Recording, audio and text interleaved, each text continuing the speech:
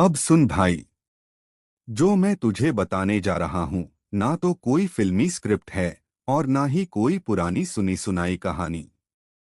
ये मेरे साथ खुद हुआ है और आज भी जब होटल की घंटी सुनता हूं तो दिल दहल उठता है। मेरा नाम है यशवंत त्रिपाठी, पेशे से एक लेखक।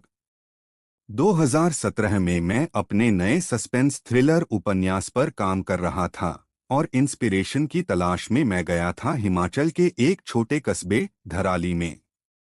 अब धराली कोई टूरिस्ट स्पॉट नहीं है। वहां सर्दी ऐसी पड़ती है कि हड्डियां चटक जाएं।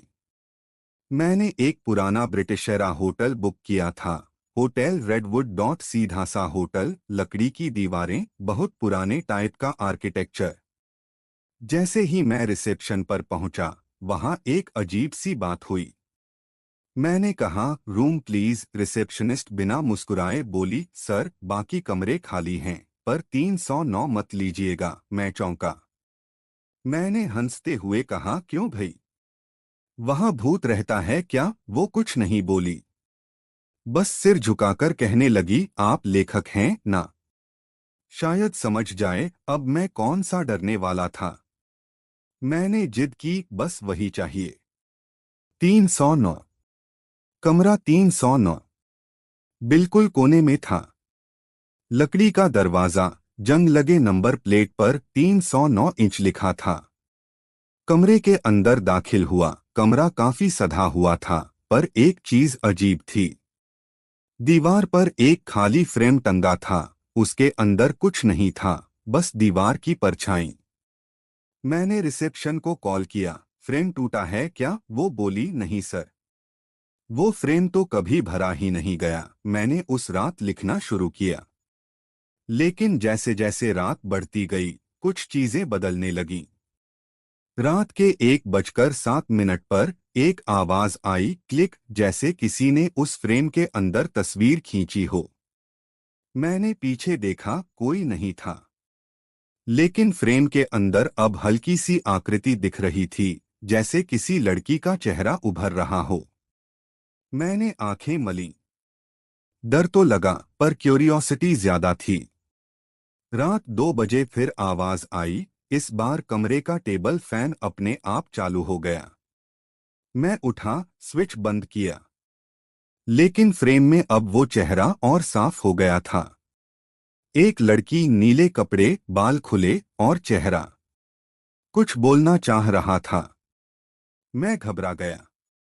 मैंने रिसेप्शन कॉल किया, तुरंत कोई भेजिए, रूम में कुछ अजीब हो रहा है। वो बोली, सर क्या आपने फ्रेम में देखा उसका चेहरा? मैं, हाँ, कौन है वो? वो बोली, उसका नाम था रीना। 20 साल पहले इसी कमरे में गायब हो गई थी, बिना किसी निशान के। मैंने कहा, आप लॉग अस फ्रेम को हटा क्यों नहीं देते? वो बोली, क्या फायदा सर, वो तो हर बार वापस आ जाता है। अब डर अपने चरम पर था। मैं भागना चाहता था, लेकिन दरवाजा अपने आप लॉक हो चुका था। फिर से आवाज आई, क्लिक, अब पूरा फ्रेम भर गया था। उस लड़की की तस्वीर में अब मैं भी खड़ा था, उसके बगल में। मैं पसीने पसीने हो गया। और फिर अचानक कमरे की बत्तियां चली गईं। अंधेरे में कुछ कदमों की आवाजें, किसी के नाखून खुरचने की आवाजें, और फिर वही लड़की की आवाज, मेरा किस्सा लिखोगे यशवंत? मैंने कांपती आवाज में कहा, तुम क्या चाहती हो? उसने कहा, वापस जाना, पर कहानी अधूरी है। और तभी एक अजीब सी लहर मेरे दिमाग में दौड़ गई। मुझे उसके बारे में सब कुछ दिखने लगा। कैसे वो 1997 में इसी होटल में रुकी थी, कैसे किसी ने उसके साथ धोखा किया, और कैसे वो कमरे में बंद हो गई और फिर गायब। मैं अगले 48 घंटे तक लिखता रहा, जैसे कोई मेरी उंगलियां चला रहा हो। तीसरे दिन सुबह जब कहानी पूरी हुई, दरवाजा अपने आप खुल गया। मैं होटल से निकल गया, एक शब्द कहे बिना। कुछ महीनों बाद मेरी किताब छपी, the room without a face. Bestseller बनी। लेकिन एक रात मेरे घर की दीवार पर वही फ्रेम टंगा था, खाली।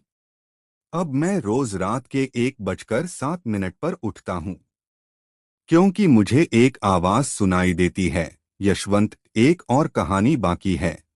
अगर तुम कभी होटल रेडवुड जाओ और अगर कोई कमरा 309 दिखे, तो पूछना मत कि वो खाली क्यों है, क्योंकि हो सकता है वो अब भी वहां हो और किसी नए राइटर की तलाश में हो।